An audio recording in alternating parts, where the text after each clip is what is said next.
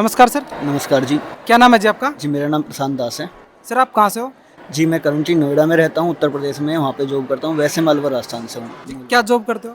जी, मैं कंपनी में senior design engineer हूँ, कनाडा बेस्ड एमएनसी कंपनी है एक। सर आप एक इंजीनियर है और सादगीपूर्ण आज आपने विवाह किया है दहेज मुक्त, इसकी प्रेरणा आपको कहाँ से मिली? जिसकी प्रेरणा मुझे हमारे गुरुजी संत रामपाल जी महाराज से मिली है। उन्होंने जो हमें ज्ञान आधार बताया है, उससे यही सिद्ध होता है कि विवाह एकदम सादगीपूर्ण होना चाहिए, जिससे किसी के ऊपर बोझ ना पड़े किसी भी तरह का। और जो सादगी से होगा, उसमें सभी देवताओं की खुशी होगी, सभी समाज की खुशी होगी, सभी समान एक साथ आएंगे। तो ये ज्ञान हमारे गुरुजी ने दिया है। सर देखने में आता है कि आजकल के जो युवा होते हैं वो प्री वेडिंग करवाते हैं, मेहंदी हल्दी आदि होती है, क्या ये सभी प्रकार की रस्म है वो आपने नहीं निभाई?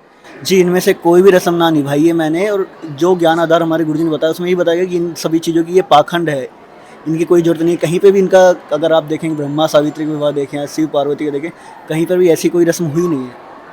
तो हमें भी ऐसी करने की कोई ज़रूरत नहीं है। पाखंडवाद है, ये समाज में ईर्ष्या और फालतू खर्चे का बढ़ावा होता है इससे। सर आप खुद एक इंजीनियर है, आप तो चाहते तो आप डीजे बजा सकते थे, नाच गाने इत्यादि भी कर सकते थे, लेकिन आप बिल्कुल सादगीपूर्ण सिंपल तरीके से, ऐसा क्यों?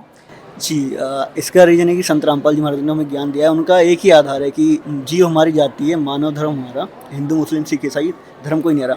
तो ऐसा जो कोई धर्म न्यारा नहीं कि ना हिंदू है, वो नहीं है। उन्होंने क्या कहना है कि सभी एक समान है। अभी जो समाज की हालत है वो बहुत बिगड़ी हुई है।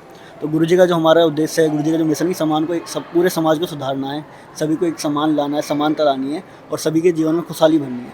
तो ये उसका एक मिशन का एक पार्ट है कि सादगीपूर्ण विवाह, जो अगर आप एक नॉर्मल विवाह करते हैं, नॉर्मली कुछ ना करते हुए आपको 20-25 लाख खर्च होता है।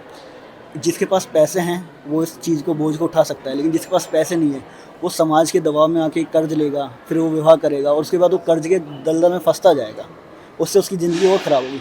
तो गुरुजी की सब कोई ऐसे दलदल में ना फंसे, ज़िंदगी सभी की सुगम हो, ये गुरुजी का हमारा रास्ता है। इसी के आधार पर मैंने ये सादगीपूर्ण विवाह किया है। सर आजकल के युवाओं को आप क्या संदेश देना चाहोगे जो ऐसे आडंबरों से विवाह करते हैं? जी, मैं यही कहना चाहूँगा कि ज़िंदगी 4 दिन की, अगर देखा जाए, जैसा बोला जाता है। और ये जो जीवन हमें मिला है भक्ति के लिए मिला है, आडंबर करने के लिए है। आडंबर करोगे अगले जन्म पता नहीं क्या मिलेगा क्या नहीं मिलेगा।